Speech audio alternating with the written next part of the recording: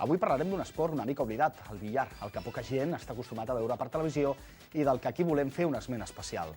De difondre'l s'encarreguen entitats esportives com el Saló Billar Pool de Calella, que participa a la Lliga Catalana d'Interclubs i on alguns dels seus membres s'han classificat per la Copa d'Espanya. El Saló Billar Pool de Calella porta 7 anys difonent aquest esport. Disposen d'unes instal·lacions formades per un billar pool, Soren Sogar, Scandic, 9 peus, 3 billars caramboles gran maig de competició, serveis de cafès i snacks i, a més, botiga de material per la pràctica d'aquest esport. També disposen d'una escola de billar, caramboles i pool. En l'actualitat, aquest club es troba primer a la classificació de la Lliga Catalana d'Interclubs, amb 17 punts, per sobre del Club de Billar de Tarragona, amb 16, i del Club Untroig, amb 15.